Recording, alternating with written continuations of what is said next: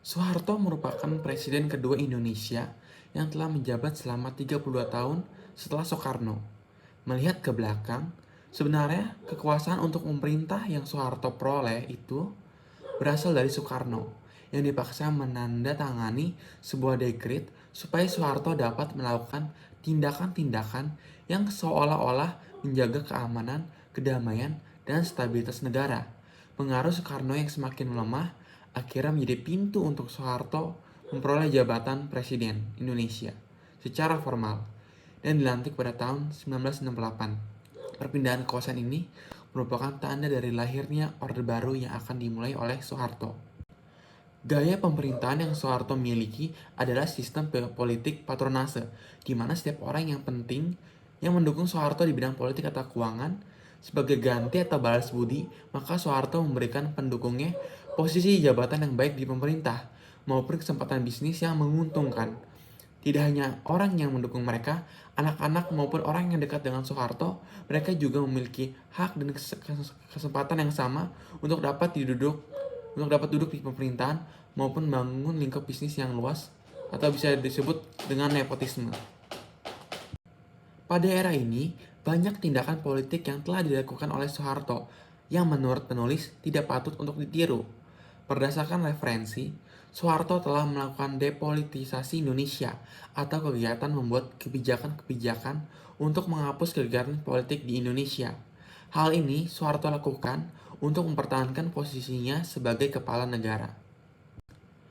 Soeharto juga membuat kebijakan-kebijakan yang menguntungkan Partai Golongan Karya atau yang disebut Golkar, sehingga partai ini memperoleh kemenangan besar pada pemilihan umum pada tahun 1971. Partai Golkar sendiri merupakan pion yang Soeharto gunakan untuk menggalang suara rakyat. Partai ini terdiri dari ratusan kelompok fungsional yang kecil dan memiliki jaringan sampai ke desa-desa yang didanai untuk mempromosikan pemerintahan yang dipimpin oleh Soeharto. Tindakannya ini dilakukan supaya sebagian besar masyarakat akan mendukung pemerintah dan memilih pemimpin yang dicalonkan dari partai ini. Selain itu, Soeharto juga melakukan tindakan lainnya demi mempertahankan kursi pemerintahannya, yaitu mengeliminasi sejumlah partai yang ada dari 10 partai menjadi hanya 3 partai, yaitu Partai Golongan Karya, Partai Persatuan Pembangunan, dan Partai Demokrasi Indonesia.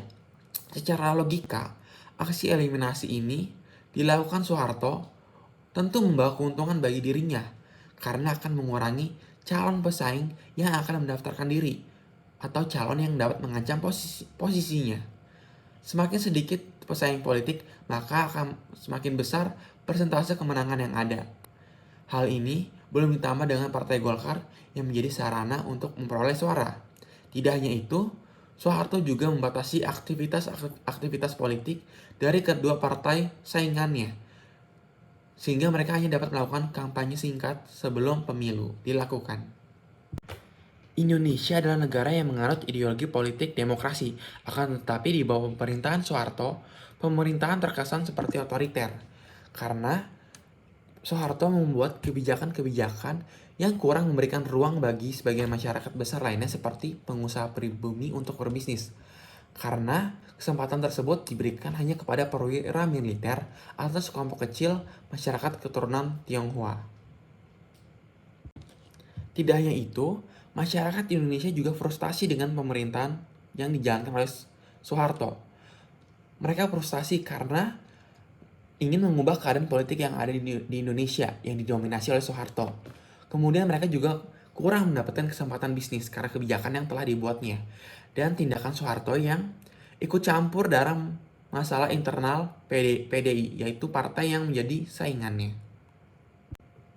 Pemerintahan Soeharto juga diperparah dengan aksi korupsi yang dilakukan besar-besaran dengan mengatasnamakan pembangunan. Meskipun banyak pembangunan yang dilakukan oleh Soeharto, nyatanya tidak sebanding dengan banyaknya dana yang keluar untuk pembangunan tersebut. Aksi korupsi yang besar ini ditutupi dengan ucapan manis Soeharto, yaitu menyatakan bahwa pengeluaran biaya yang besar ini digunakan untuk pembangunan yang mendukung perekonomian Indonesia. Pada akhirnya, Soeharto yang menjadikan pembangunan dan pertumbuhan ekonomi sebagai alat untuk memiliki legitimasi pun lengser. Krisis ekonomi yang melanda Asia membuat ekonomi Indonesia hancur dan pada akhirnya merusak perekonomian dan sosial masyarakat Indonesia. Hal ini menggerakkan masyarakat Indonesia untuk menurunkan Soeharto dari jabatan dan melakukan reformasi di Indonesia.